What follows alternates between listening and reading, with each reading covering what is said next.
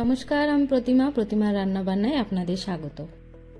আজকে বানাবো এমন রেসিপি যেটা বানাতে খরচ কম কিন্তু ডায়েট ব্লক।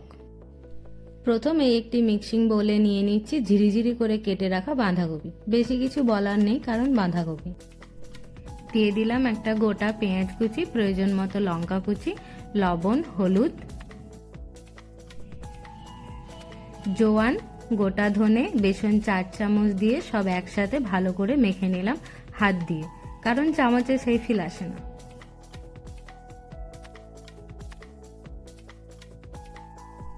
এই 4 চামচ বেসন কিন্তু আমি দুবারে দিয়ে মেখেছি।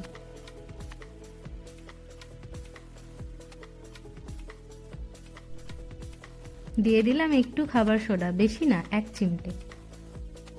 যারা ভেজ খাবেন তারা পেঁয়াজটা বাদ দেবেন, পেঁয়াজ আছে বলে ঘরে ট্রাই করবেন না, এটা কিন্তু চলবে না। যারা আমার চ্যানেলে নতুন রয়েছেন তারা আমার চ্যানেলটি সাবস্ক্রাইব করে বেল আইকনটি ক্লিক করে রাখবেন রান্নার নতুন নতুন ভিডিওগুলি সবার আগে দেখার জন্য।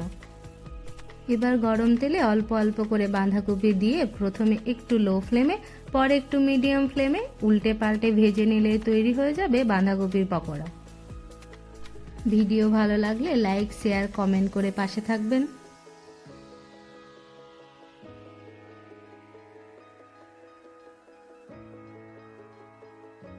দেখুন কত সুন্দরভাবে ভাজা হয়ে গেছে।